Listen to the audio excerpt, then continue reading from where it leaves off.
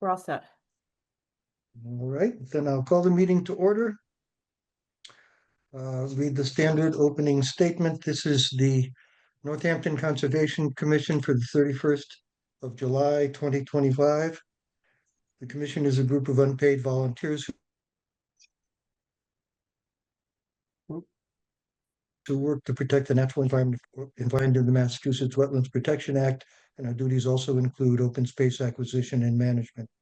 We operate in a way that's consistent with open meeting law requirements. All meeting dates, times, and agendas are posted in advance, and we invite public comment during our meetings. However, we ask the public to limit their comments to issues that are within our purview.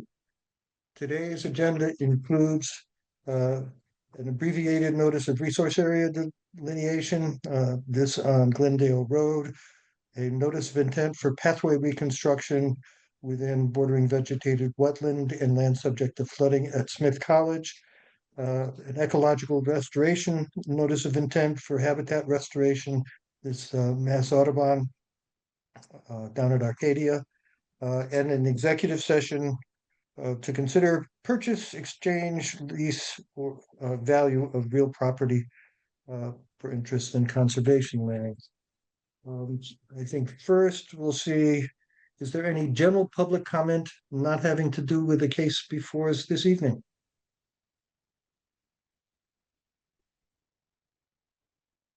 If not, move to approval of minutes. The minutes were from back in February. And the only thing I saw, Sarah, that would require an edit is that at one point flood storage was put as food storage. And since this is Conservation Commission, not Health Department, I think probably you meant flood storage. I will fix that right now. Other than that, someone want to make a motion to approve those minutes? So moved. Mason made a motion. Is there a second? Second. Second by Downey. Any further discussion, amendments, modifications? If not, all in favor? Sarah, roll call? Right, roll call for the minutes. Paul? Yes. Melissa? Yes. Downey? Yes. Beth? Yes. David? Well, I wasn't present, so I guess I have to abstain, I suppose. You don't have to, but you are welcome to. I mean, they were beautiful minutes, so I was.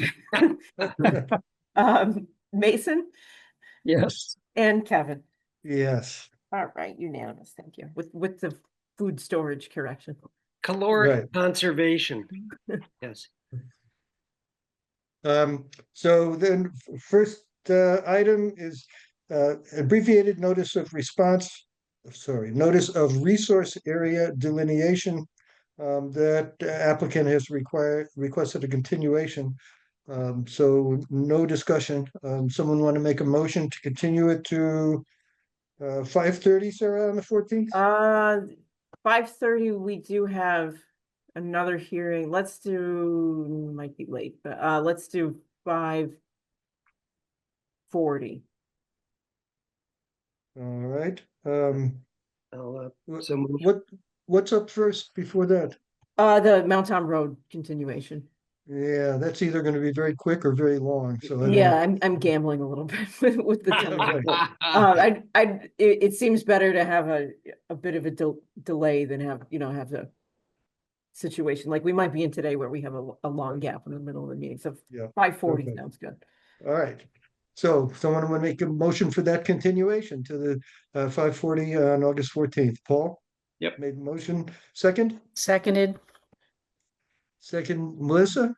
Yeah. And any further discussion?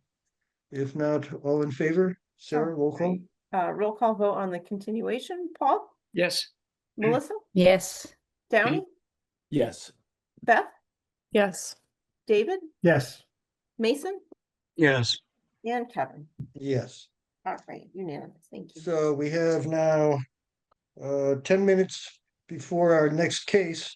Is there anything that's probably not enough time for an executive session, but is there anything else we can do in a few minutes? No, Sarah? the certificate of compliance request would probably be the best one. Aha, okay. So I don't know if everybody got a chance to look at the application for the certificate of compliance for the property on Hawthorne. This is one that was constructed, some time ago. And there were two orders. One of them was for initial construction of the house, and then the other one was a pool addition later. There were photos included with the certificate of compliance application that showed that the work was done substantially as completed. I went out and checked it out. Didn't see any issues. The one specific condition was a requirement that no yard waste or other debris be dumped outside the limits of work lines. And there was a fairly new looking black chain link fence that served as a really clear boundary between the lawn and the buffer zone and riverfront area beyond. So I didn't see any issues with it. The picture made that pretty clear. Yeah, so definitely no mowing, no creep of residential activities. And I did go down to to Bassett Brook, which is just on the other side of the property, and found some interesting plants that were fairly unique to Northampton. So that was fun. Nothing in danger, but it was a cool spot down there. Huh. Good. So that's an old one. That Is an old one. that was probably Mason. You were here back then, but I wasn't. Yeah, So, if someone want to make a motion to grant that certificate of compliance? So moved. That's Melissa again? Yes. And a second? Second, Second by David. Any further discussion? If not, all in favor? Sarah? right. So roll call for two and one certificates of compliance. Paul, Yes. Melissa? That's right, there were two orders, right? Yes. Downey, Yes. Beth, Yes. David, yes. Mason, Yes. and Kevin. Yes. All right, unanimous. And Kevin, maybe we could start talking about the CPA representative. I don't know if we'll finish it in 5 minutes, but we could at least have some food for thought to. Right, I last year volunteered to be the commission representative on the Community Preservation Committee and have served through a complete cycle. But given other things going on in my life, I want to try and simplify things where I can. I have talked to Paul Fostermore, and he's willing to be nominated to finish my term. And because I think I've got another 2 years, it's a 3-year appointment. So to finish my term, and then we'll see, it'll come up again.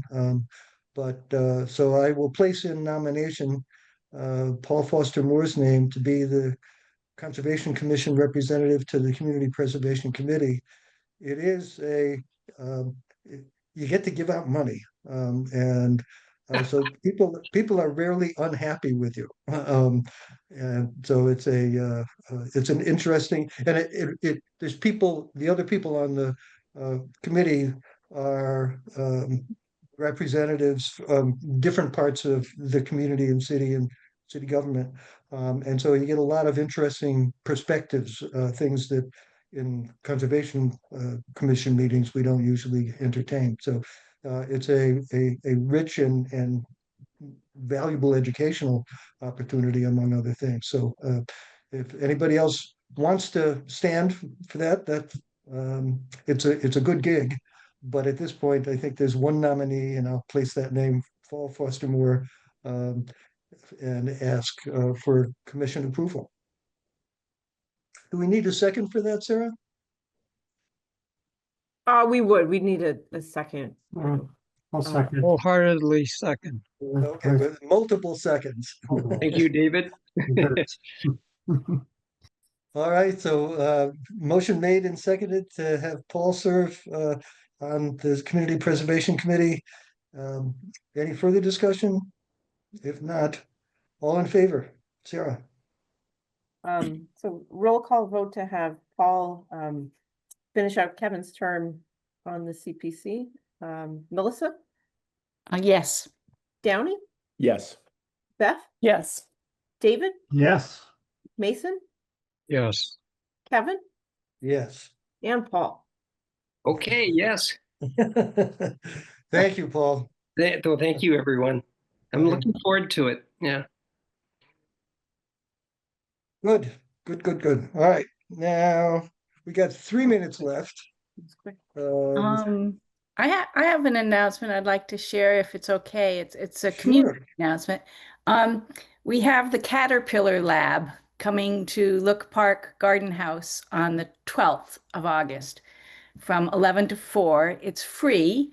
We have a donor covering the costs, and it's what they'll do is they'll set up uh, 12 to 16 tables with different caterpillars with that are very accessible of different types, and they have educators that will educate folks. And there's some other stuff to share. They're also going to be in at Quanquat, is that how you say it, Farm in Whately, Yeah, the Sunday following that. I forget what the date is, the 18th maybe of August, 17th or 18th 17th, right. of August, yeah. So we're really hoping to have a good turnout. They're not going to charge for parking, and they're not going to charge an entry fee. So Wow. kids love it, but adults love the kid side of it, their kid side of it too. They have screens, they have microscopes, they have projectors, so you can see, little tiny stuff. Some of the displays, it's hard to find the caterpillars because they look like sticks. So, it's just a lot of fun and very, very interactive. What was And the under date? what auspices? It's on the 12th, the Tuesday, Oh. the 12th of August, from 11 to 4. And who is the presenting organization? They're called the Caterpillar Lab. They're up near Keene. It's not Keene, Marlborough. Anyway, it's next town or two over. And there's this fellow named Sam Jaffe who, when he was 4, fell in love with caterpillars, and he spent his entire life since 4 years old studying caterpillars. So they know their stuff. I Uh, hope the gypsy moth caterpillars don't crash the event. yeah, they won't be part of it. But they've been in at Arnold Arboretum a bunch, and they've been at Tower Hill, but they've never been to Western Mass. Yeah, I So, just saw Beth's highlight on the screen here that she went to the one in Arnold. oh, did Arboretum. you? Yeah, cool. Yeah, very cool. Yeah, so it was a little bit of a coup for us to get them to come here. And one of the pitches was I went up this winter and in January and was talking to them, and they had a few on display, including bombyx moths. And so I told them about bombyx, and I told them about the history of Florence, and then the Five College area, and they had heard of Mariana Abarca at Smith, who's an insect ecologist and an expert on nocturnal moths and uh, caterpillars as well. So they agreed to come. What time is that, Melissa, on the It's between 11 and 4.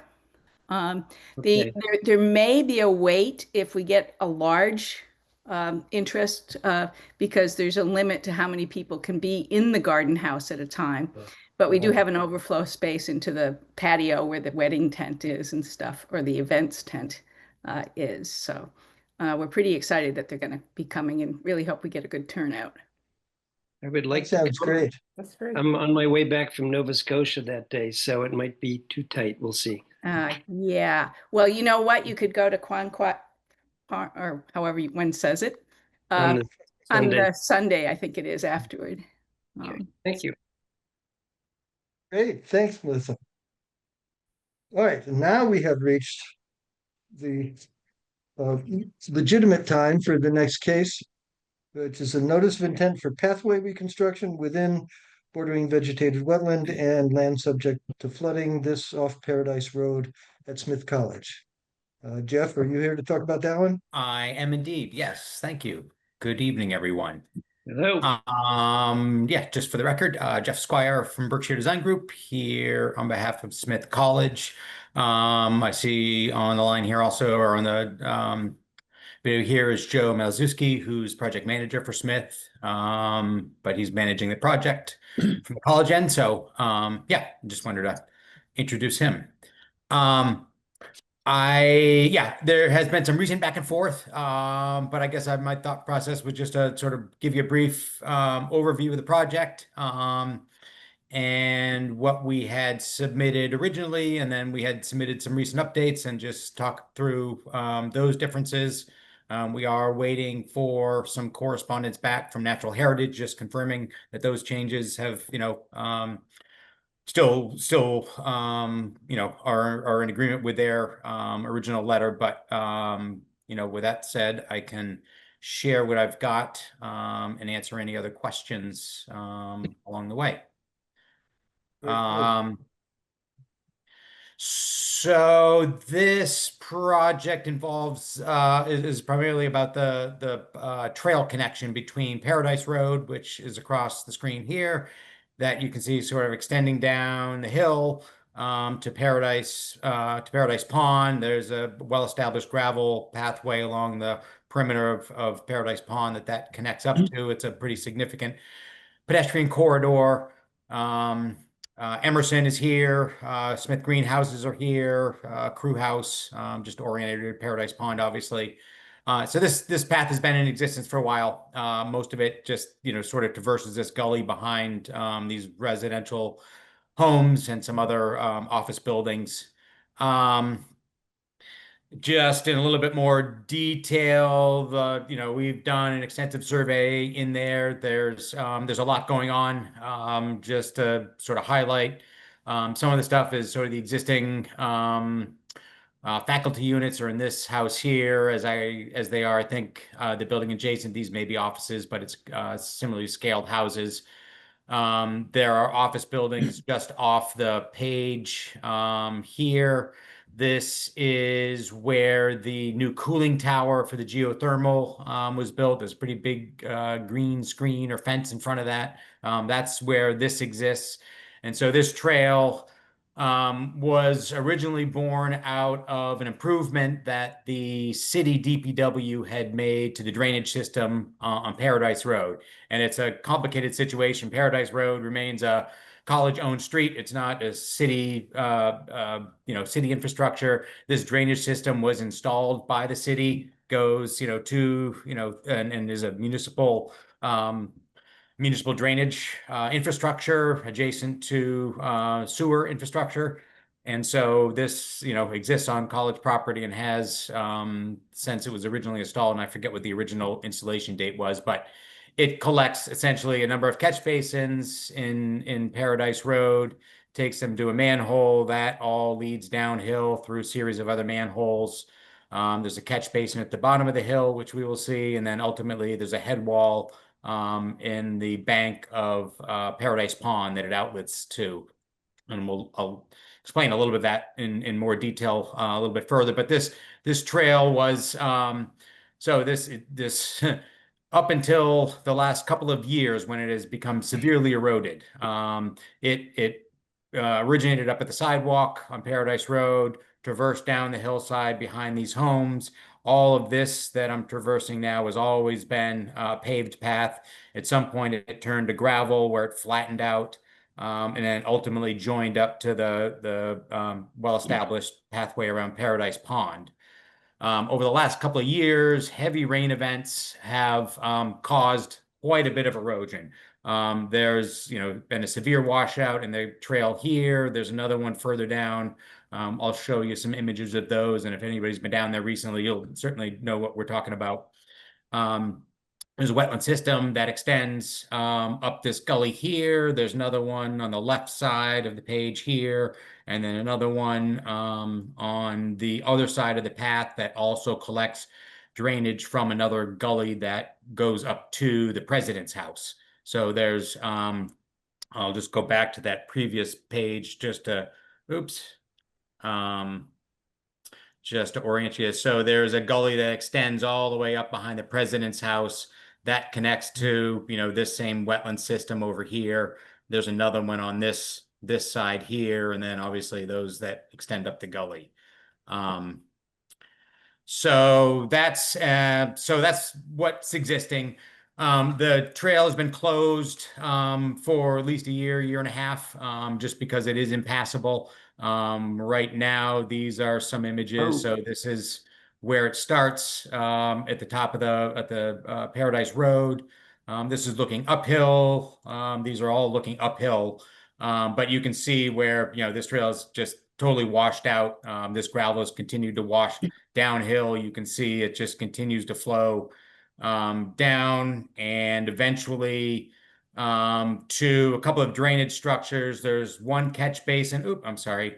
There's one catch basin that was installed with the original, drainage infrastructure that sits right here. That is adjacent to this sort of larger wet meadow area that you can see in this top image.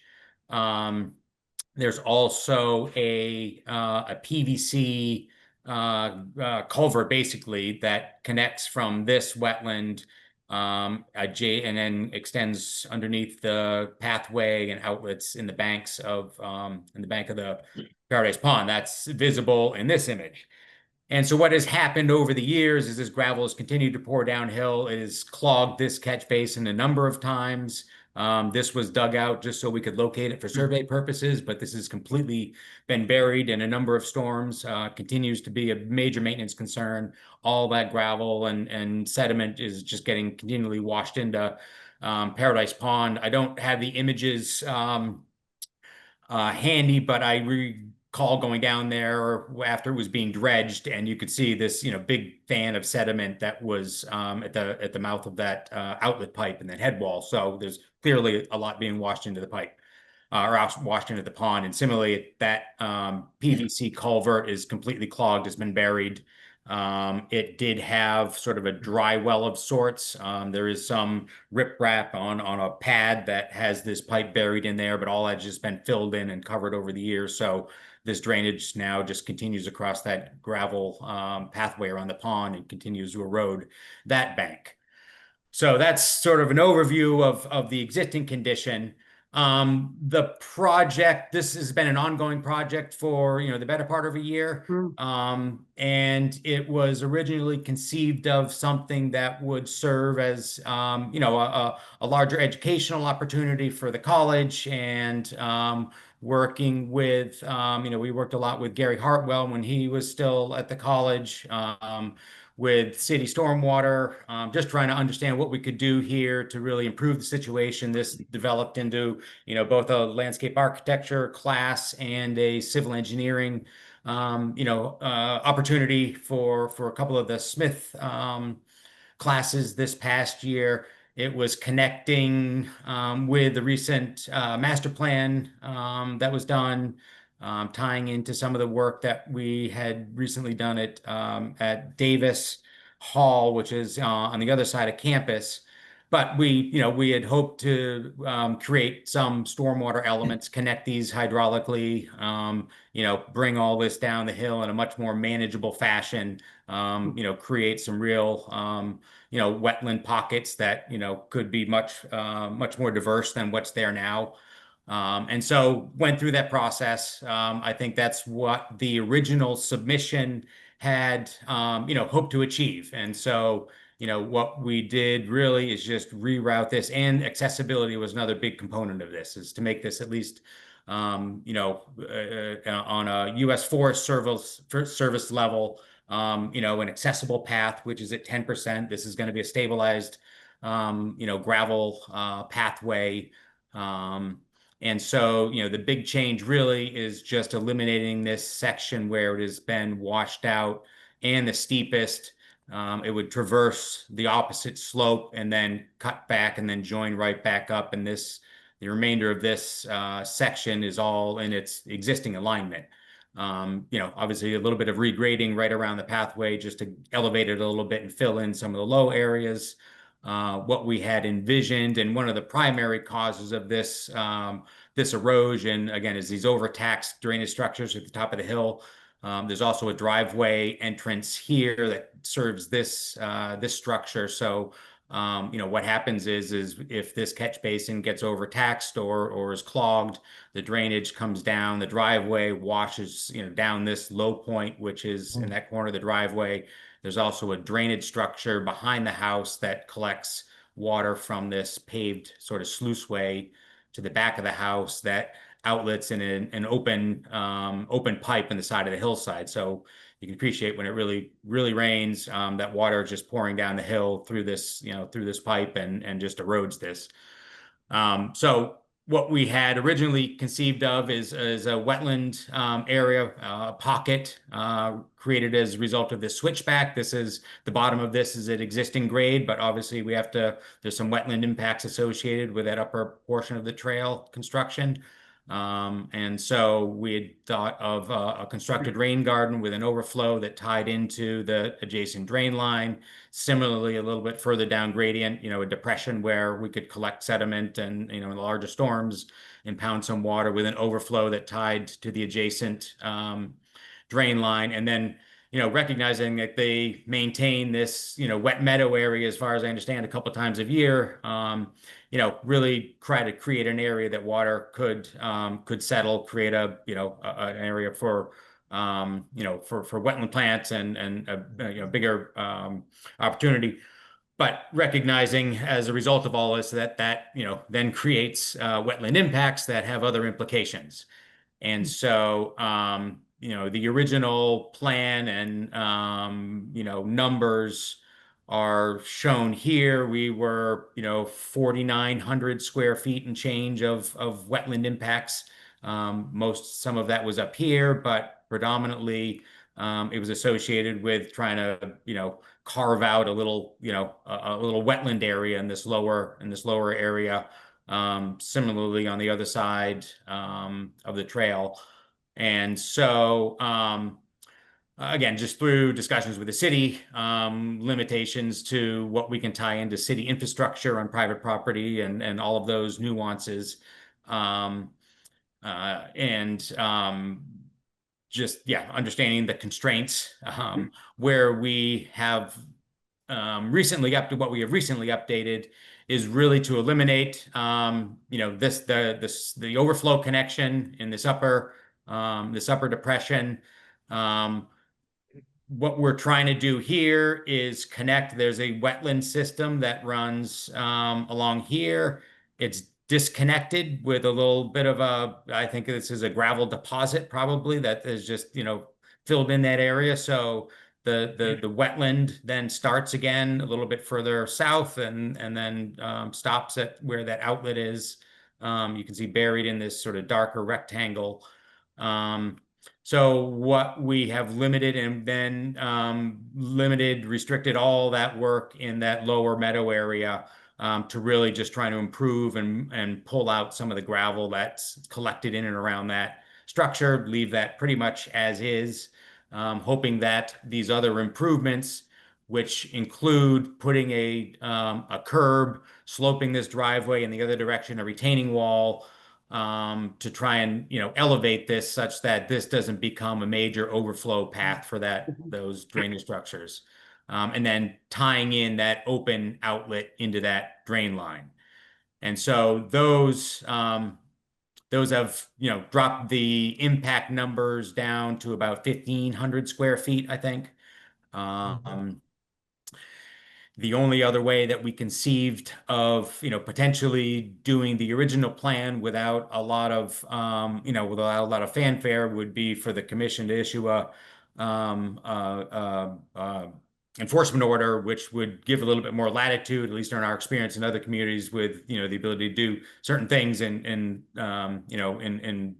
resource areas to improve an ongoing situation. So that was one option. This certainly solves a number of issues, budget issues on the college end, and a lot of the impact concerns that had been raised originally. So that was the recent update. We have submitted these to Natural Heritage, so we're just waiting for their response. And then, just addressing some of the DEP comments real quickly, recognize that Natural Heritage is part of this, that they did issue, an original a letter just offering a time of year restriction, which was certainly fine. That would still comply, I think, in this situation, but we're just waiting for their response.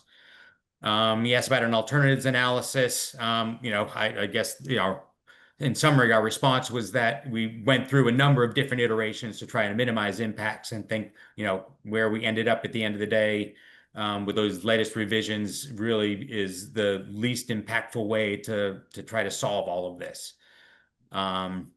And then the last was really just confirming, where we were at with BVW impacts, but that was really in reference to the 4,900 square feet that we had originally proposed. So I think this is a much different animal, at least in terms of, what we're looking at with these current updates. So I'll leave it at that. It's a lot to take in, I understand, but that's open to any questions. And Joe, certainly jump in if there's anything I missed or that you want to mention.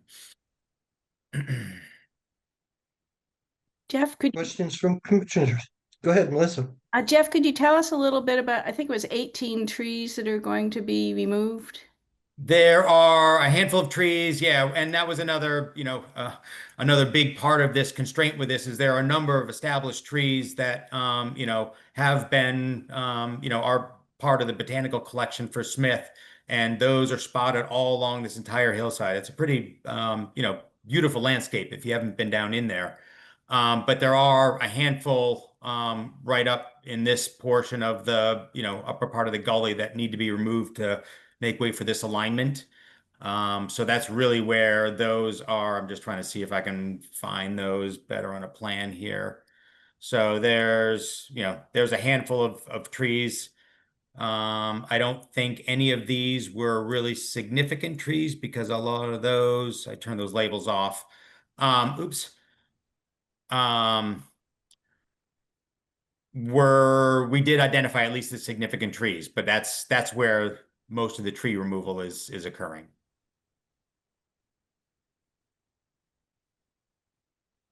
Sometime in the last year, there was a series of heavy rain events, and there's some intermixing of sanitary sewage such that there was a bubbling up from a manhole down at the base of this path, just to the right where it starts to head up toward the president's house. I don't know if that came up while you were doing this planning. My dogs thought it was quite fascinating. But I don't. It seemed like it must have been because I believe that's a storm sewer, but there was sanitary sewage bubbling out of the top of the manhole during those heavy rain events. Will this address some of those kinds of problems of overwhelming existing systems? We're certainly aware of the sanitary sewer line that runs through there. We're actually working with the DPW now because we had located, I think this is the structure that you're talking about at the bottom of the hill there. There was another one that is by record, up in this hillside somewhere. We know that there's a connection up in the street. This one in the hillside had been buried or so we've, that's one thing that we're going to go out this week to try and confirm. I suspect that, and at least what we've talked about with the city is that because everything got so eroded and filled in and blocked, that a lot of that storm water was entering the city sewer system, causing that bubbling out. It was being redirected, effectively because it couldn't get into the locations it needed to get into, so it was going into the sewer system. But yeah, we're identifying that line to make sure that those two stay separate and that the drainage is staying in the drain line as clean as in as clean a manner as it can be.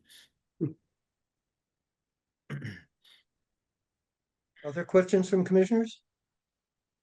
Jeff, you said that the path has been closed for how long? I want to say it's been at least a year, if not longer. Joe may know. I recall going out there with Gary Hartwell at least last winter, this previous winter, so winter of 24, 23, to look at, some of the original erosion that had occurred. So it's been over a year. Yeah, I can say, Downey, that they put a big white sawhorse, like a street blocking sawhorse at the top, and some crime scene tape in various places. all of which got pushed aside by Smith students within days. Right. But it was officially closed, yeah, at least a year and a half ago. So is any consideration given to letting the path return to nature, given the nature of the slopes, the fact that it's a gully, so obviously it's a natural water collector, and that you're engineering a solution that might be more durable than the current iteration, but might not be. And I just quickly Google mapped. If you walk to the same point, taking Paradise Road and then around through the entrance to Smith campus, it's a half mile. So I mean, I walk slow, and that's not a formidable. I mean, I understand that humans are like sheep and they always will choose the shortest accessible path. But I'm just wondering about, given the impacts and given the history of the site, whether a no-build alternative would be something that Smith would consider. I know the Smith is very attached to like Paradise Pond, and they'll dredge it at great cost every 6 or 7 years, but this seems to be in that same sort of category. Yeah, and Joe can certainly, offer more perspective from the college standpoint.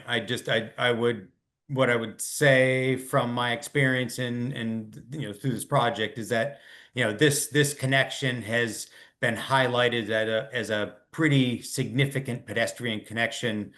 Looking at all the master plans, all the studies that have been done, the questionnaires and responses from students and the desire. So connecting this, pretty dense residential, portion of campus to this trail system and what that connects to is, certainly, well noted.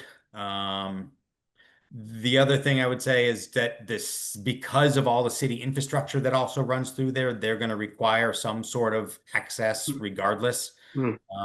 And that's been our experience with, any other instance like this where they have some of their utilities that extends down, around the pond or other steep locations that they're going to want the ability to go in and maintain those or replace those if anything happens. So regardless of, whether there's a trail there or not, I think there's going to be some need for, vehicle access or at least trail access in one form or another. In your design, were you in consultation with the DPW about the width of the trail or the pitch of the trail in order to facilitate that in the future? Most of the discussion is about not altering that existing system. Okay. And, not trying to repair, what we can to repair it. But the system is still largely intact. It's just getting washed out and overtaxed. And so I think, they've been very clear that they don't want any new connections. They want, what's there improved. And then, through this process, somehow try to work with the college to establish an easement or some ability to maintain that, because it is an odd situation with this all being private property, including the roadway with city infrastructure that passes through the middle of it without any easement. So it's a I presume you looked at other materials, pervious materials. yes, yeah, we did. I mean, this is a decomposed granite surface, so it's it's really it's a stabilized gravel surface, if you will. We talked about other paving, paver options, but all, have their own issues and just are more costly. So this is something that the Forest Service and Park Service and a number of other, federal entities use for steep trails. So at least that's, we tried to make it as porous, but as stable as possible. Is this similar to what you're doing right now and around between the museum and St. John's Church? They were doing that today, I think. Path. Yeah, I'm not familiar with what that material is, but possibly Joe may know. Yeah, I don't know either. Would there be any advantages to a raised boardwalk? Was that considered? We talked about that. Oddly enough, that section of trail at the bottom as isn't the wetland edge borders, this is the wetland edge on this side. There's a separate wetland edge on the other side, but there's nowhere that this trail system actually goes through wetland. So we could do a boardwalk. There's really no need to because all of this is upland. Mhm. And it was just another maintenance and management concern from the college standpoint. So I think those two, if this was all one larger wetland system, I think, again, those were some of the original images that we had conceived of, is that this could be a larger wetland area that you cross through on a boardwalk, and it Mm. created this different, ecological, environment than further up the gully. But, as I'm sure you all know, as you get deeper into the weeds, there's a lot of limitations, and so here we are. Okay, thank you. I Is had there a- any reason, is there any reason to think that pre-construction that wasn't a continuous wetland? I Hmm. mean, it seems like that when the path was originally built, that they probably just filled. So that's why it's upland now rather than, I can't think of a geological reason why you would have a linear upland in between two wetlands.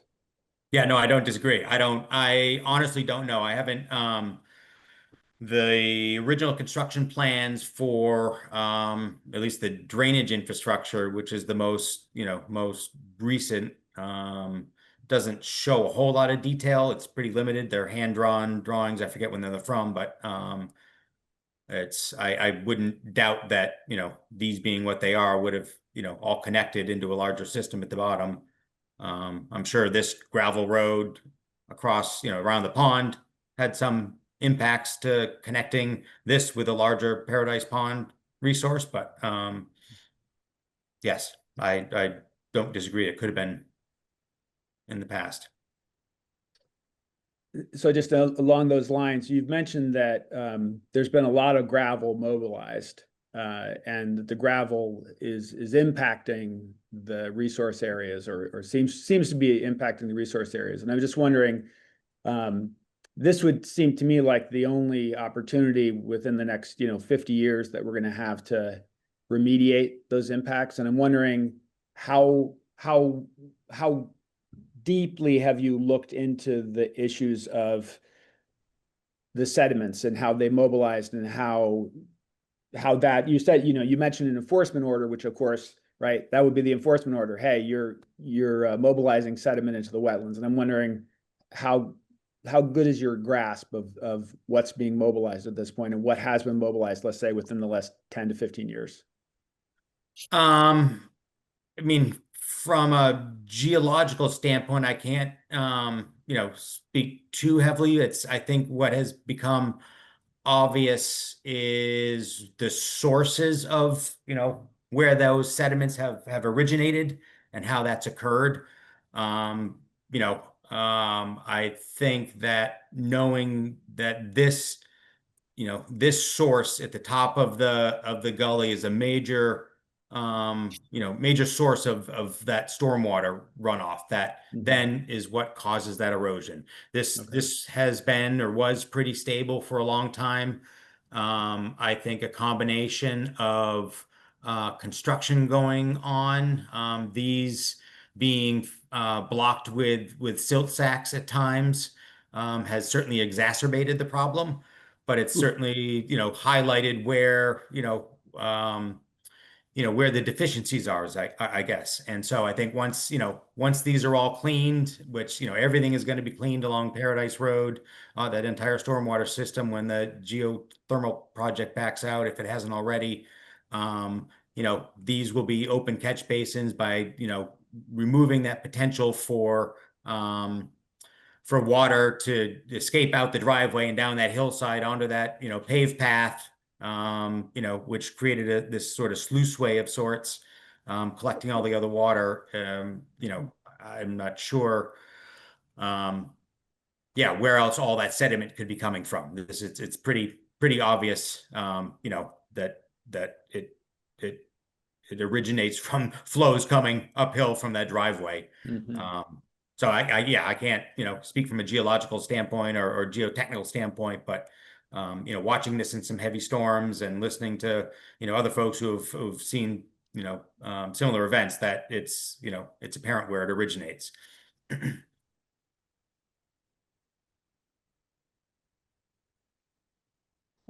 Jeff, for the replication areas, we would need to include a continuing, basically forever condition that these will Yep. always be wetland areas and couldn't be disturbed. And as you and I talked about regarding the upper replication areas that were really more stormwater features that could present some issues in the future with maintenance if erosion issues were to arise or continue. Do you anticipate any maintenance needs for any of these? No, that was, I guess aside from invasive removal, I think the thinking is that if we can redirect all these flows from the top of the hill, this catchment area for this upper pond is really relatively small. It's got some capacity and is at the same elevation as the existing, tip of that wetland.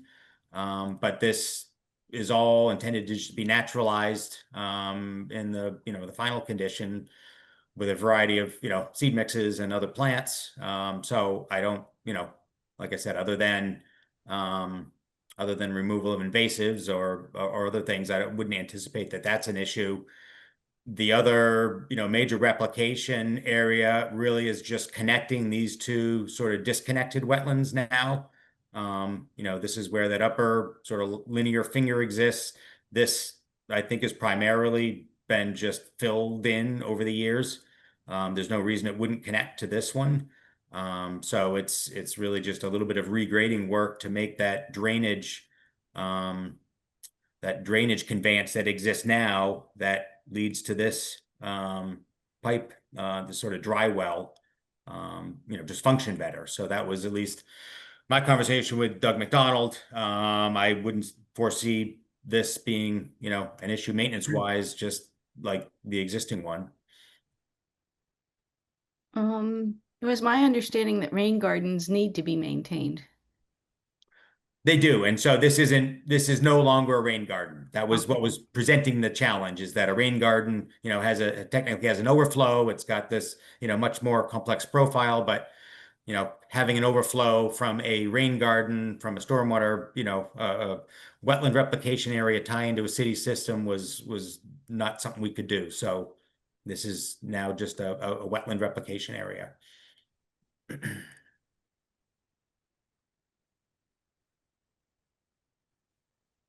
Other questions from commissioners? Comments? Jeff, if I could just get, I'm just looking at what I think is the latest plan.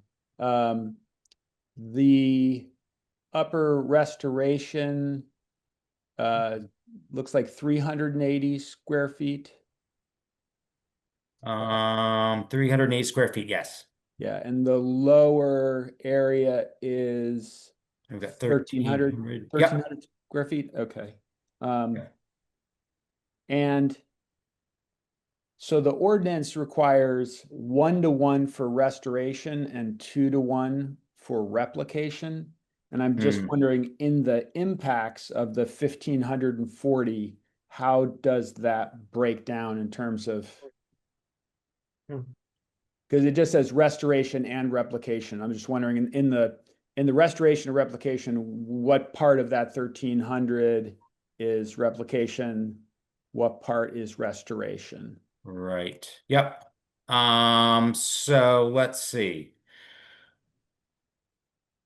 So these,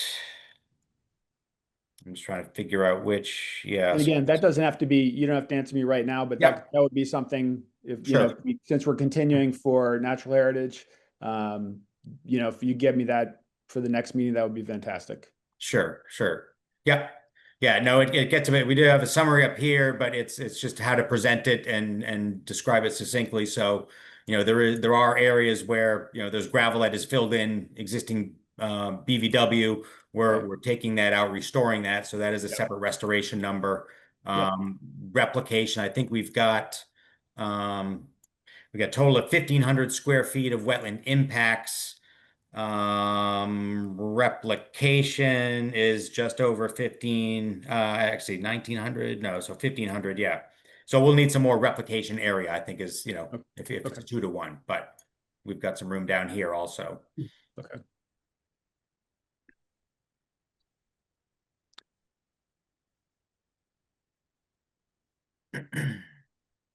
And Downey, to your earlier comment about would just letting it go natural be an option, I'm thinking that a huge portion of it, it's all dorms along Paradise Pond. The quad is there, the big dorm right on Elm Street, the upper class dorms at the end of Paradise Road that used to be where the infirmary was. So there's hundreds and hundreds and hundreds of students. And I don't know whether your your analog with sheep is accurate or not, but you would have to put up an 8-foot chain link fence and guard it in order for it to be not used as a path. That's why God invented Rosa multiflora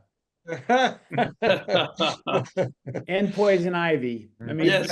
a couple seasons of Rosa multiflora and poison ivy, and no one would ever venture there again. I'll Walk donate the it extra from my half mile, right? I'll donate it from my backyard. That's right. There's plenty. There's plenty. A couple of years ago, when they were building those upper class dorms where the infirmary used to be, there was another less formal path going down toward the path along the river and the upper part of Paradise Pond from where those dorms now are. And in part of that approval process was getting the college to block those off in a way that was permanent. And that turns out to have been successful. But that was from that one section of dorms up there at the end of Paradise Road. I just don't think it's realistic to even with multiflora rows. Maybe we'll see, but I doubt that you'd be able to dissuade students from following that path, no matter what you did. But again, without big physical chain link or other obstruction to prevent it. But so I think it's going to get used, and the question is how well can it be naturalized while it's getting used, so that it's protected. Mm-hmm.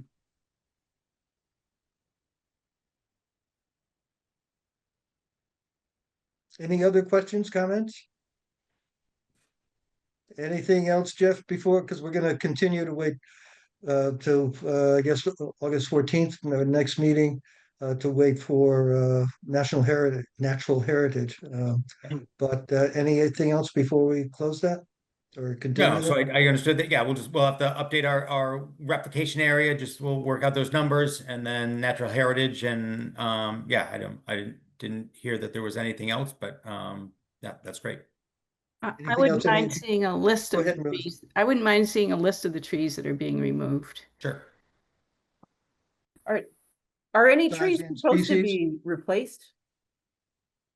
Again, I don't know. I don't know if any of those are significant or not. I'll just have to check that tally, so I'll confirm that.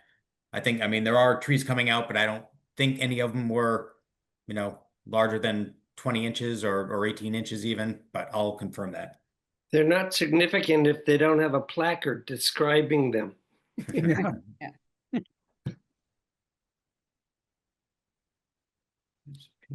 If nothing else, someone want to make a motion to continue? Sarah, would be at a good time on the 14th? They're all gonna be wrong. Let's do, in case things fall apart, 5:50. 550. To continue Yeah. this matter to August 14th at 5:50. I'll second that. Motion made and seconded. Any further discussion? If not, all in favor, Sarah? Right, roll call vote to continue. Paul? Yes. Melissa? I can't find my mic. It's on. Am I on? Okay. I can hear you. Okay, yes. Downey? Yes. Beth? Yes. David? Yes. Mason? Yes. And Kevin? Yes. Unanimous. Thank you, everyone. Thank you. Have a good evening. So now we move on to ecological restoration notice of intent for habitat restoration by Mass Audubon at Arcadia. Who's here to talk about that? Hi everyone, Naomi Valentine from SWCA, representing Mass Audubon, and Tom is also here from Mass Audubon. I'll let him introduce Good himself. evening, everyone. I'm Tom Lotz-Neisler, Senior Conservation Ecologist with Mass Audubon based at Arcadia. Very Nice good. Welcome. All right, I'll let Tom start with an overview of his process up to this point, and then I'll get into our presentation about the impacts and specifics of the project. Thanks, Naomi. For those of you who've been to Arcadia and are familiar with it, you are probably familiar with the cascades of invasive plants that are all over the place and along the Mill River and by the driveway and so forth. And so we have been long having a goal to manage that, and we had the opportunity to treat those through a NRCS EQIP grant that includes not just the invasive plant management, but also shrubland management out in the meadows to do some forestry mowing to knock some of the black locust primarily back down to shrubland condition, and then also to implement some grassland rehabilitation to promote habitat quality for grassland nesting birds like bobolinks and savanna sparrows out in the meadows, and then as well as some pollinator plantings along the field edge by the entry road. So that's essentially the package of activities that we are proposing here. Great. Most of which are in floodplain, if not wetlands themselves. All right. Thank you for the overview. Are you seeing the presentation? Yes. Yep. Thank you. Okay, and we'll go over those details or those items in more detail here in just a second. So just going to walk through the project site itself. I'm sure most of you are familiar. The work description, overview, details about the regulated resource areas on site, which, as you've probably noted in your review of the notice of intent, we didn't do an on-the-ground delineation because all of the proposed work is going to be conducted as if it's in sensitive resource area. The entire area is habitat, so we view it as sensitive. And go through the details of the work Tom was just speaking to, and then get to any questions. So this funny looking red series of polygons is the project boundary. 234 acres of the site in Northampton. There's a teeny bit in East Hampton over here that's not part of this proposed project. And essentially the areas that we're looking at are around the Mill River, riparian zone, Manhan Meadows, Pension Meadows, forest margin, and around the sanctuary entrance.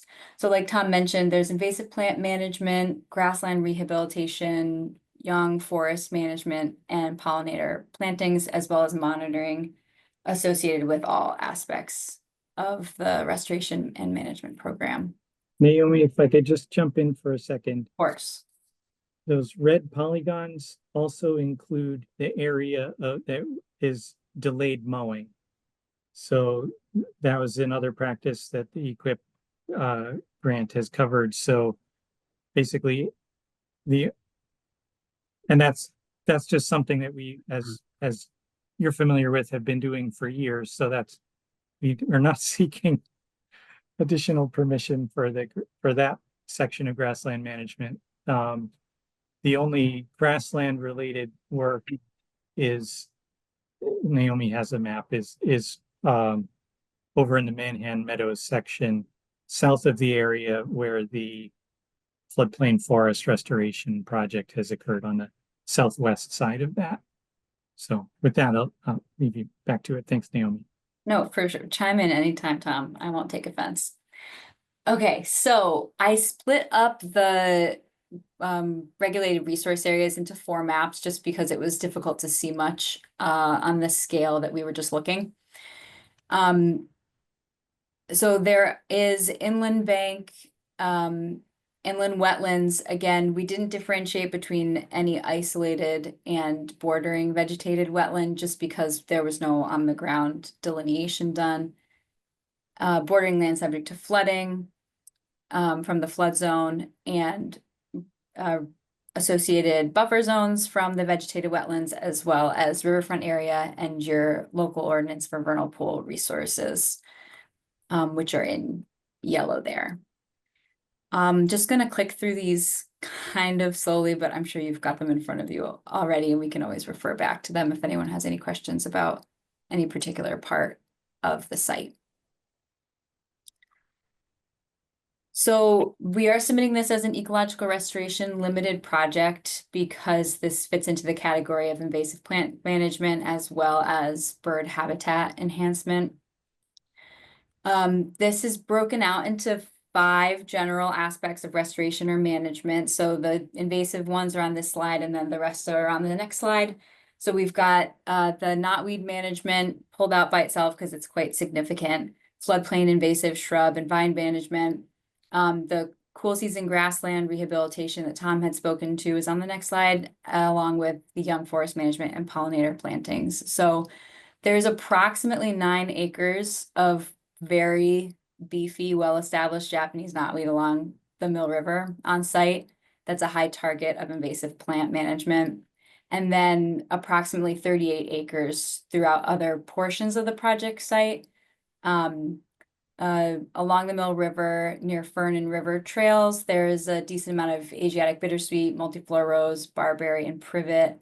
At the intersection of Clapp Street and Fort Hill Road, there is predominantly burning bush and Asiatic bittersweet. The driveway and field edges, Asiatic bittersweet, multiflora rose, honeysuckle, and some other miscellaneous woody vegetation. And then Pinchin Meadows, there is, as Tom pointed out, black locust, Asiatic bittersweet, and again, the usual suspects of other invasive plants. Just a little bit more details. I know there's a lot on this slide. I'm not going to read through all of it necessarily, but of the non-invasive specific restoration and or vegetation management parts of the project, the cool season grassland rehabilitation was predominantly proposed to help increase bobolink and Savannah sparrow habitat. So over the past 20 years or so, the field has been used by those 2 species of conservation concern, and they have declined. So the thought is that the decline is associated with the gradual increase in the proportion of goldenrod sensitive ferns and other forb species in the field. It's formerly a cool season grassland, and the goal is to increase the habitat there, combating those species that are currently present. The plan for that management includes the mowing, harrowing, spading the area to prepare for the cool season grasses, along with implementing some soil amendments, liming, and maybe adding fertilizer to promote the establishment and growth of those plants. And I don't know, Tom, did you want to add anything else about that process? I don't think so. The only thing is that there's a semi-permanent pool in the field. This is in the Manhan Meadows section, and in a ring around that pool, there's a sort of a sedgy fringe around the open water, and that includes known populations of rare plant species. So the work, even though like the polygon is shown often for this project is like, okay, includes that whole swath. The reality is that we're this is sort of a donut, and we are not proposing to do any work in that fringe. So, and the idea again is to just reestablish high quality, basically a hayfield, which is the habitat that those bird species prefer. And there'll be plenty of remaining land in the meadows for goldenrods and milkweeds and everything else as well. So it's just one little section, and we're trying to essentially over time create a mosaic of different grassland or open land types to support a variety of sort of microhabitats out there.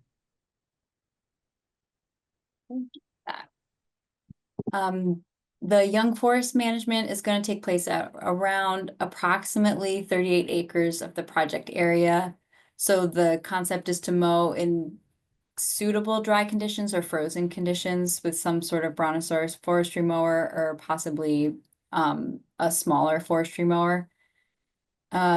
Debris will be mulched on site. If it doesn't make sense to mulch, there could be piles of debris discreetly placed around for a wildlife habitat feature. And then subsequent herbicide applications will be conducted for any resprouting vegetation in the area. And I should have said, I do have a follow-up slide with details on the exact management techniques. This is just an overview. That practice is not going to happen all at once, but in 2/3 probably in that area, every other year or so. So just to make the point that it's not happening all in one shot. It's a very large area. And then the last aspect of the proposed restoration is the pollinator plantings across approximately 2 acres of the field by the driveway. Planning to install buckwheat as a smoother crop, till, and then repeat as needed to eliminate the undesirable species, and then seed. So that is the sum total of all the proposed management restoration practices within this notice of intent. And I'm including this was the same supplemental table that I sent over yesterday, just to clarify, because I know there was quite a bit in the notice of intent, and sometimes it can be difficult to understand exactly what the details are. So this, I figured, would be a good reference. I'm not going to read this out loud to you all, but I can leave it up for any questions, or I can go back to figures for any questions. I'll just point out that in the invasive plant management section, it's categorized and separated like this because if any other invasives are found on site, they'll be treated in the manner into which group it lives. So we split it up into the way that the plant reproduces, and also what if it's woody or vining or non-woody, etc. Because those categorizations are usually how you would come up with a treatment plan. So any other shrubby invasives seen on site will be managed in the manner described for the woody invasive vegetation that spreads via fruit and seed. Anything else that spreads through fragmentation likely will follow something similar to this Japanese knotweed treatment, but if anything large, significant pops up somehow during the course of an order, it could always be presented to the commission before any management takes place. This should cover most things on site, though. Mm-hmm. And so with that, I'll take any questions.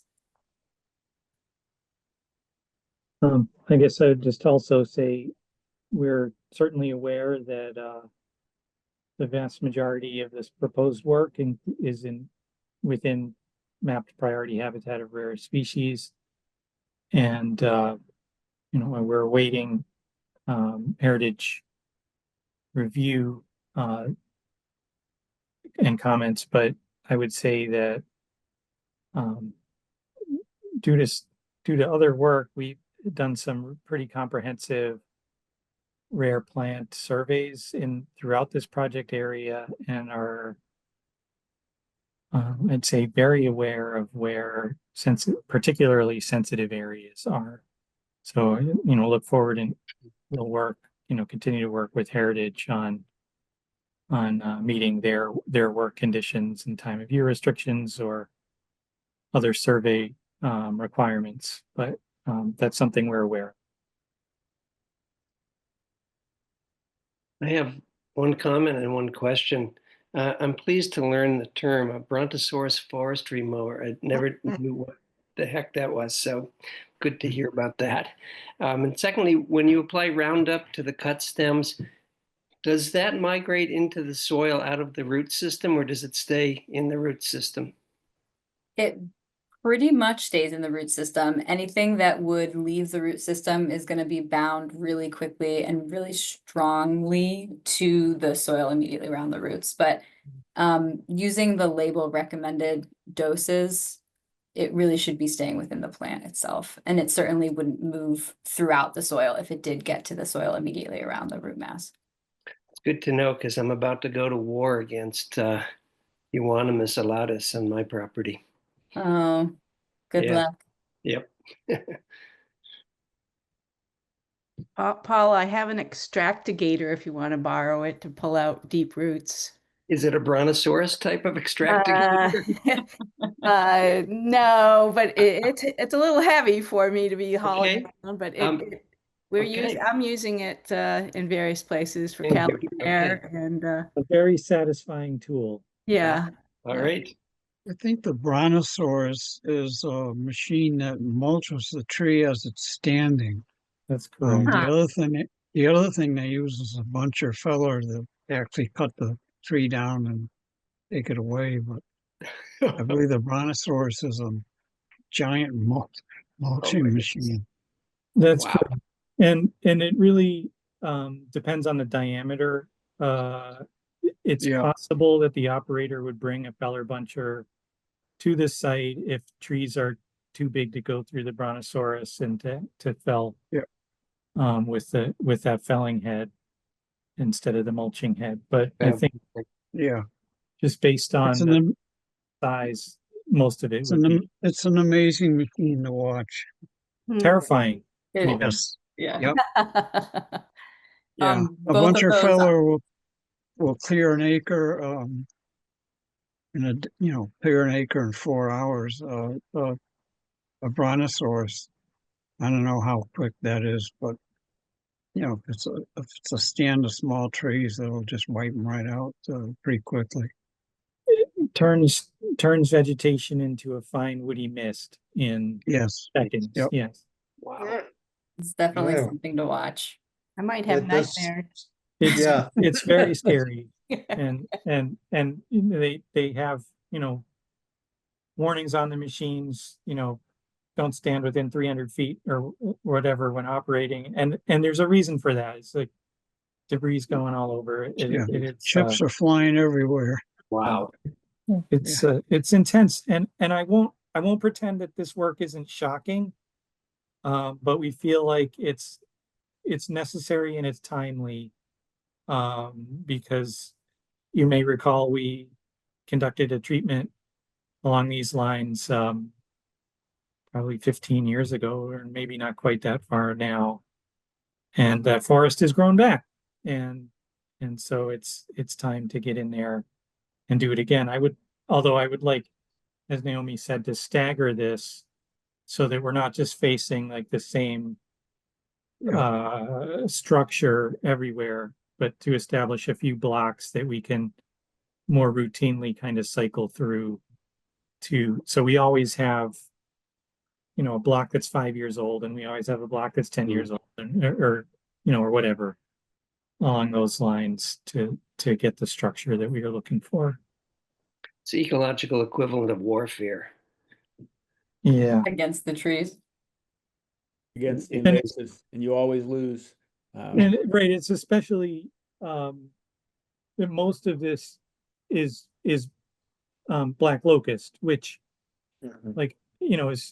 is officially labeled or called out as an invasive in by the state, and certainly is acting that way at Arcadia, but on the other hand, it's a resource and it's a native tree. It's unlike I was many just gonna say, would you allow people to come in and harvest that black locust? Because it's about the best. It's Yeah. so much better than pressure treated. It's stunning. Yeah, and I've talked with various people about that, and we've thought, well, gee, maybe we should come up with a black locust management plan that involved more regular, like deliberate harvesting. But unfortunately, that's sort of bespoke management is very hard to coordinate. Yeah. And so, that's in my mind as something that I would love to aspire to. I'm not sure we're going to be able to get there under this proposal. Can The I? microabrasives in the black locusts are a great way to ruin chainsaw blades. Oh my goodness, it goes right. Yeah. Yeah. It's totally, and also that's why insects can't do That's anything right. to it. There's some black locust posts along my road that have to be 35 years old, and they're just they're an amazing testament. I have a question just about I understand that this NCRS funding is completely critical to move forward with this kind of work, but that it's a single, sort of single season, quick hitting. And I'm just wondering about plans going forward to achieve any kind of control when it bounces back and when the seed bank, obviously if you have invasives there, then there's a substantial seed bank and you've created a area that's unoccupied. And I'm just wondering about what are your monitoring control plans, maintenance plans going forward, let's say 5 years past the effort? Yeah, excellent question. I appreciate that. First of all, the NRCS funding is for multiple years, and it's a little bit tricky because we're sort of coming toward the end of this particular grant, but we would hope to re-up for additional funding. But nominally, they have a 3-year cycle built into that plan, so it's multiple years of treatment. Yep.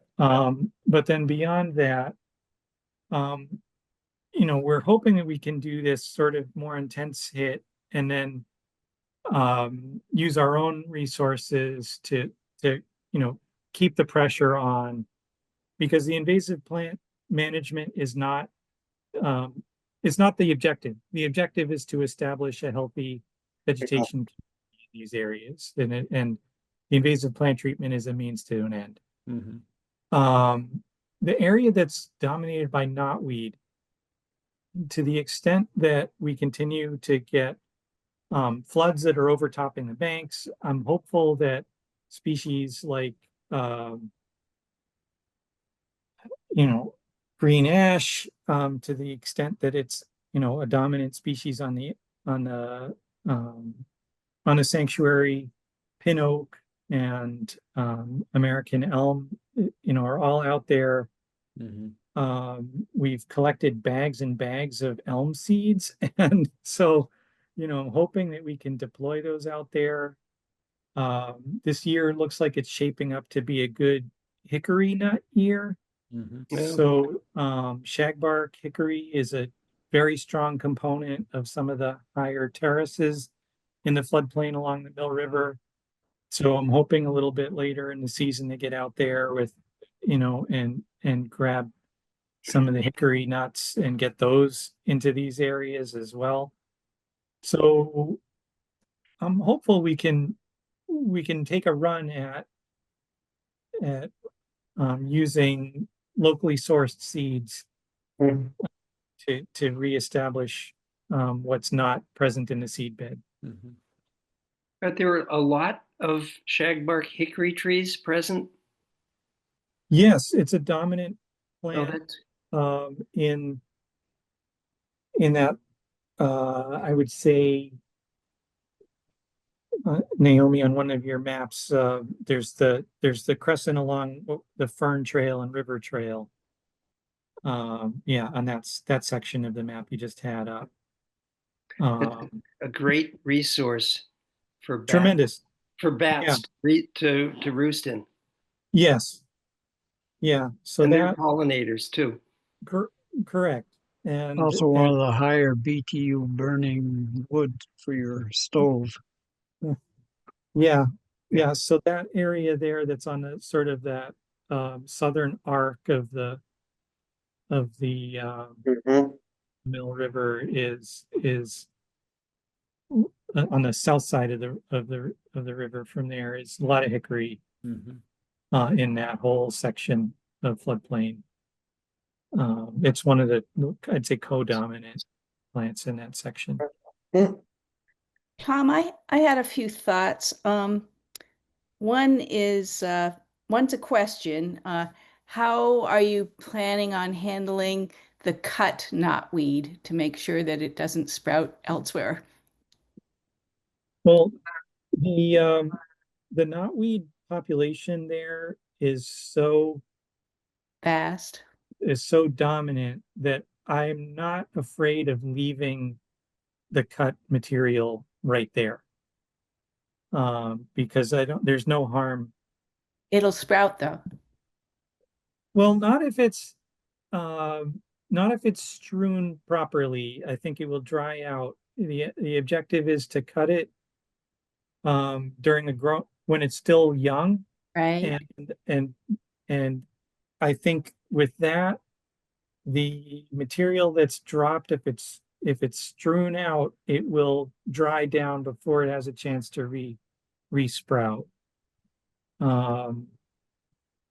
And I'm not an expert on it, but everything I've read has said that, just little bits will and indeed serve that's as- true. Yeah. I think if we were proposing to mat it up or pile it, it would have enough longevity to do that. But I think if we get out there and cut it while it's still growing, that it will run out of steam before it really has a chance to reroot. Also, by keeping it in that area, right, there really isn't like a tremendous downside to doing that, as opposed to trying to pile it up somewhere else on the property which doesn't have knotweed. Then we would be introducing the propagules to a new location, which we don't want to do. Yeah. The alternative would be to, bag it or somehow get it off the site. And I frankly just don't see that as a practical approach. Too much given yeah. the volume of Not material. if you have 8 acres of it, no. Yeah, so and no tarmac or something that you could put it on to bake. right, so there we are. And I think at least with this approach, we know we're making things better through this, because we're eventually going to be doing that foliar spray on the resprouts that's going to be getting to the roots. And so if we get the material just kind of spread out, if it's starting to sprout, that would get hit, with that follow-up spray a couple of months later. Glyphosate, yeah. Yeah. One suggestion is there's a multi-community effort in Mad River Glen area in Vermont. Right. And they're using goats. Yes. As part of their efforts. So, and they actually can, there are people that rent out their goats and manage them, and they're finding that it's actually they're making progress. It's a huge watershed area that's just getting nailed with the heavy storms and stuff. Another is that the shag hickory bark does have some allelopathic effects. So as does Japanese knotweed. So that's part of the problem with knotweed, is that it releases chemicals that prevent other plants from growing. That's right. The shag bark might be particularly helpful in combating stuff. Right. And I will say just around the restoration, that the bank where the knotweed is thickest continues to have a fairly strong canopy of green ash. And Yeah. some of those ash trees are, 2-3 even feet in diameter, just an incredible trees in some cases. I've been, terrified that we'll be losing those ash from emerald ash borer. Right. But we did release the biocontrol wasps on the site a number of years ago. And just last month or 2 months ago, the USDA researchers involved with that just published a paper that includes Arcadia and a few other, I think there's 6 sites in the Southern Connecticut River Valley that 3 of them were release sites, 3 of them were control sites. And their results are very promising around the efficacy of those biocontrol wasps. Wow. In allowing in providing some protection for those mature trees. So it's one glimmer of hope on an otherwise very kind of depressing set of events that we're seeing unfold.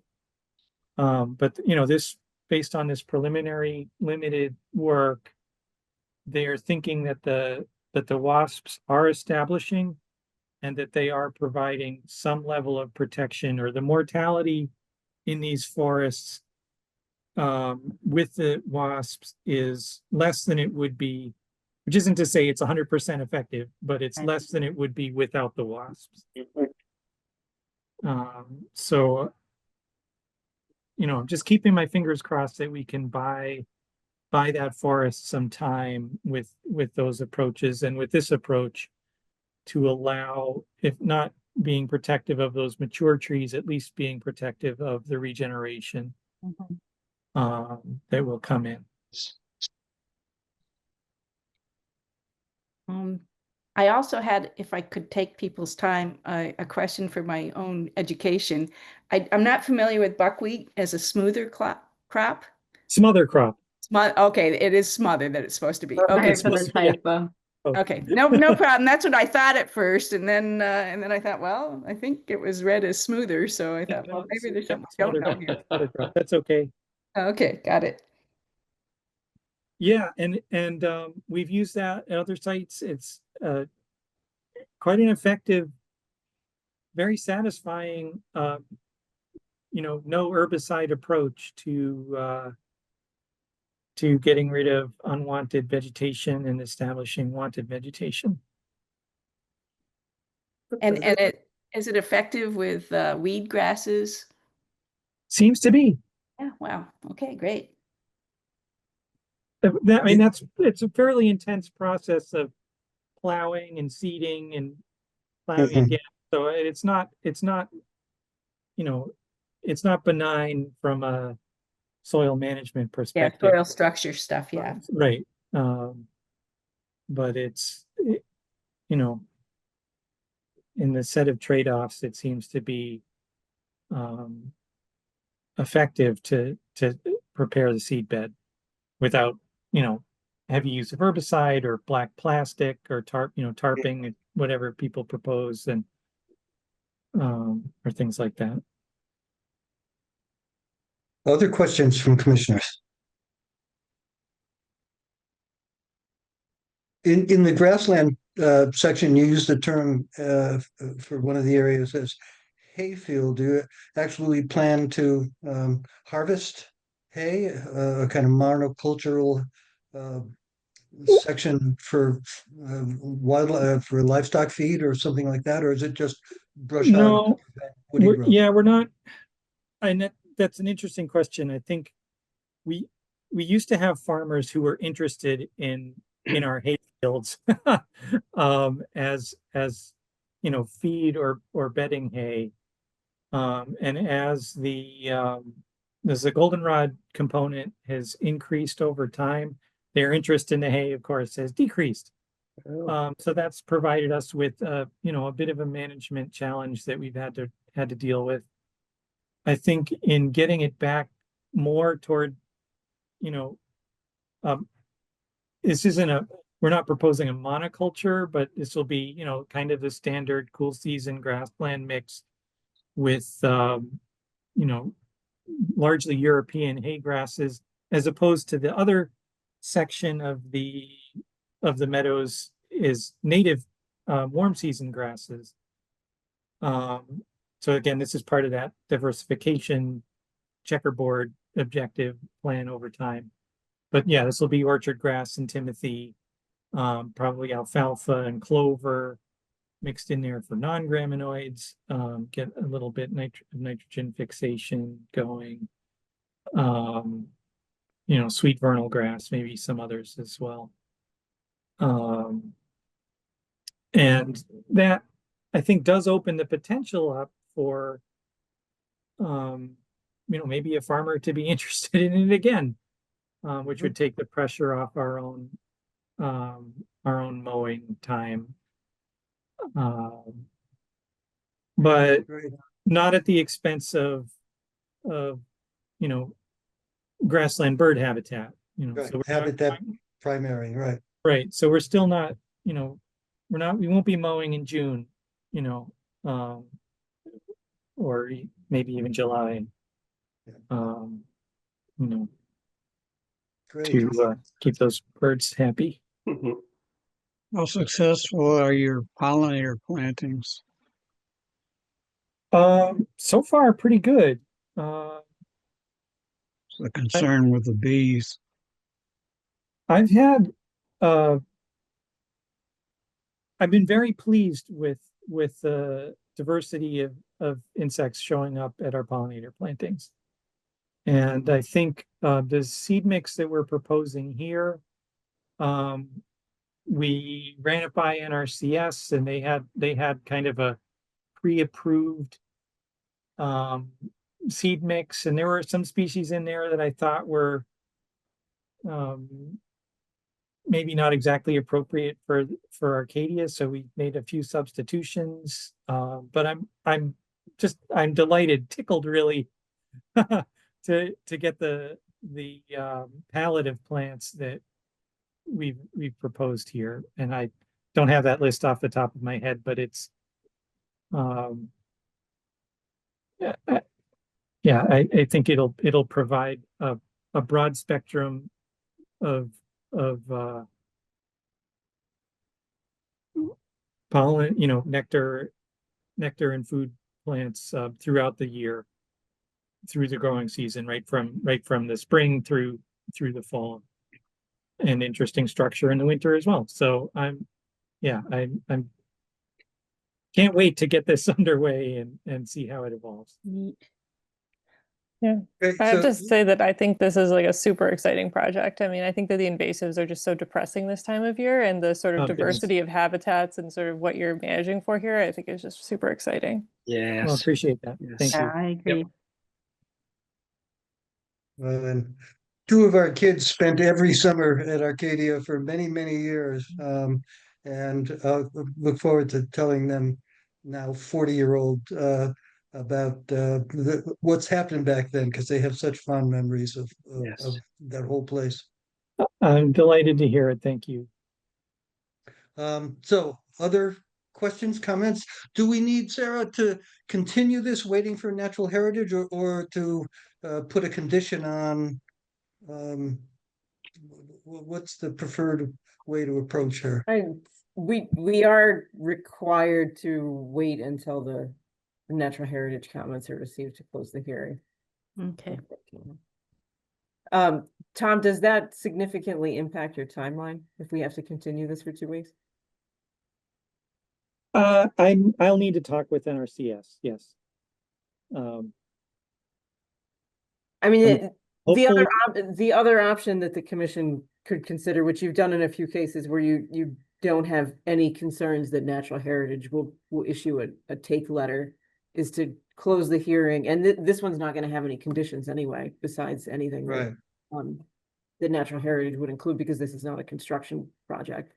And just to hold off on issuing that order until that's received. So I would do that administratively, which is essentially what I do. If that could expedite this to allow us potentially to get some work done in August, which would be, I think, difficult at best with a 14th, I would be thrilled. But, you know, I understand, you know, the commission's desire, and it's appropriate for you to have the opportunity to review heritage comments as well. So you know, I might have my preferences, but it's up to you, obviously, how you want to handle that. So Well, I if the think there's, commission did want to do that, you could close the hearing, and then move to issue an order that would include any of the no-take letter comments that Natural Heritage issues. And if for some reason, and they wouldn't for this project, if they decided that this was a take, then we wouldn't issue an order at that point. would we phrase that as as a motion, Sarah? So you would, when you do, so close the hearing, and then you would move to issue an order of conditions, to include any conditions required by Natural Heritage. I see, okay. Well, I'd be inclined, just judging on the comments and questions and body language that I can see on the screen, I think there's considerable enthusiasm for the project among commissioners. So I'd be inclined to try to, as Tom was requesting, if we can expedite it by using that mechanism of, okay, we close the hearing. I guess we articulate an order of conditions that includes the whatever natural heritage might require. And then that order wouldn't go into effect until that answer is known. Is there a no-take letter? My inclination would be to proceed that way based on the vibe I'm getting from everyone about enthusiasm for the project. And I don't want to set a bad precedent. I don't want us to go too far outside of protocol, but on the other hand, don't want to get hung up by a technicality of timing with natural heritage. Right. And Naomi and Tom, are they beyond their timeline? They have to be close to it, if They're not. close to it. They're not beyond. They were trying to expedite for us, but you probably all know that Heritage is really backed up right now. They had some staffing losses, I believe. Yeah. But I would anticipate something soon. I've been getting updates from Melanie, but Nick, who's reviewing it, wasn't able to finish.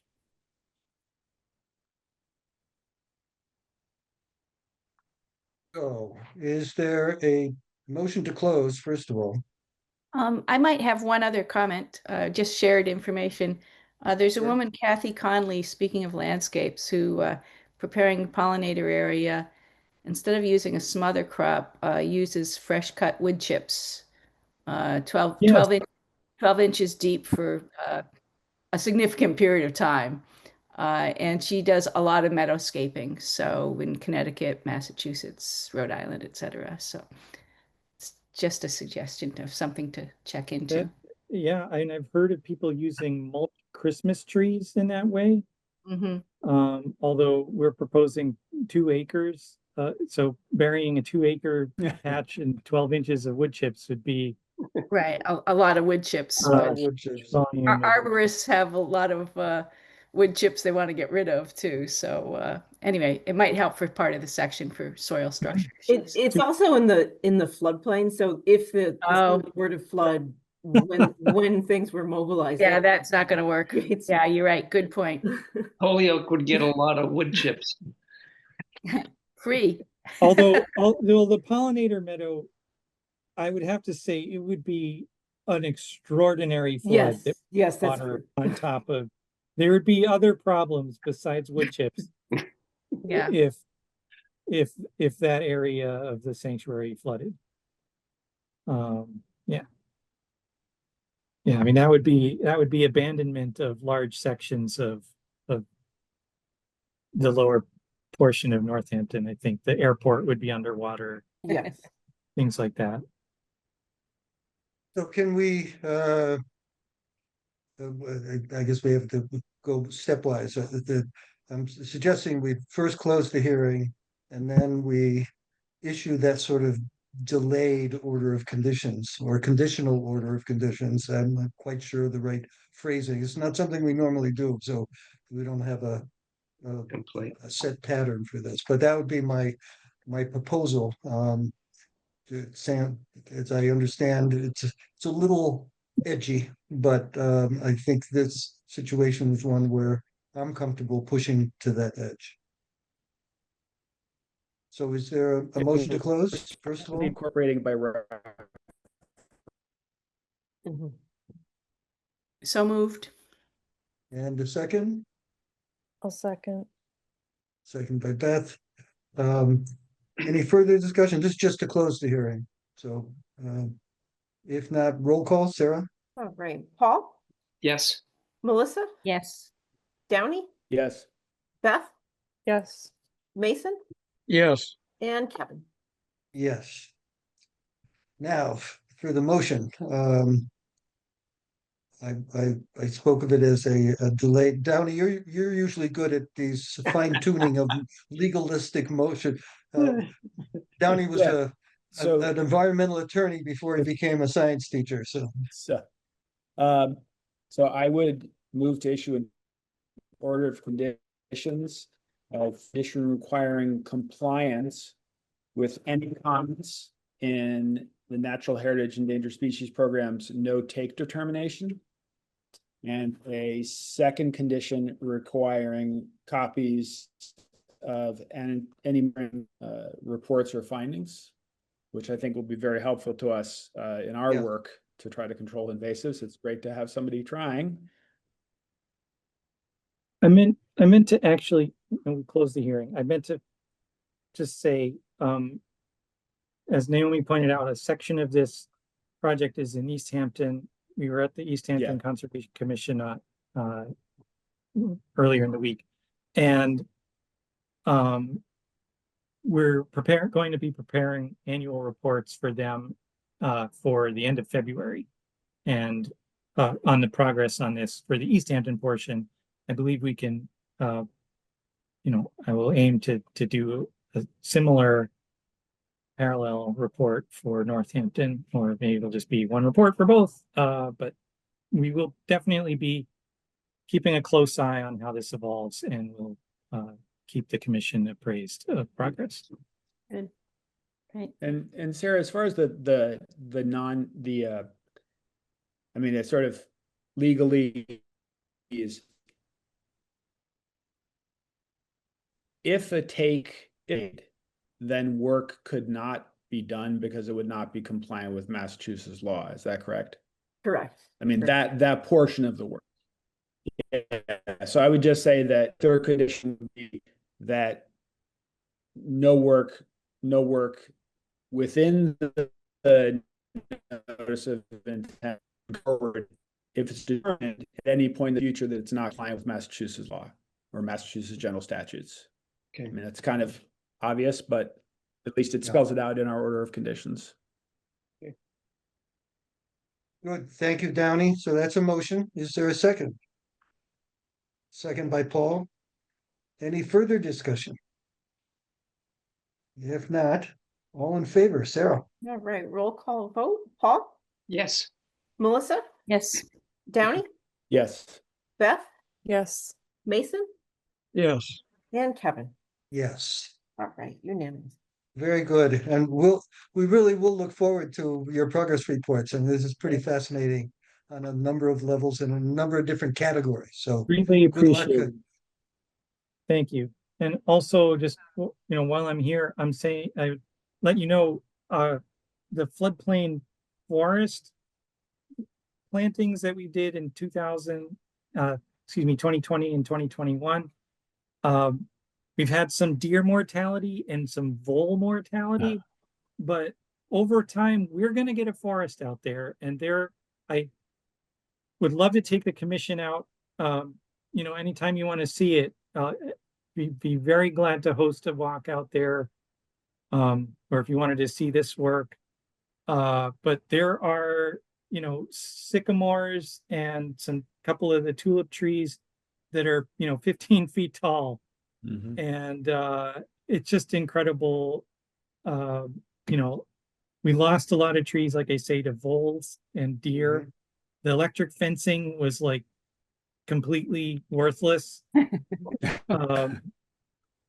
just all the heartache and blood and sweat and bee stings that our property staff was accruing to maintain the fencing, and we finally got all the kinks out of it, and the deer would just like go through it like it wasn't there. And it's like, so but especially the 2021 planting area, and it's developing really nicely. We learned from our mistakes, and we're on our way. So there's a long tail of maintenance and work that I think still needs to happen there, but I appreciate the commission's support for that project, and I think it's really heartwarming to see how it's coming along. Great. Glad to hear. Good luck to you. Thank you. Appreciate it. And so is this a good time for an executive session, Sarah?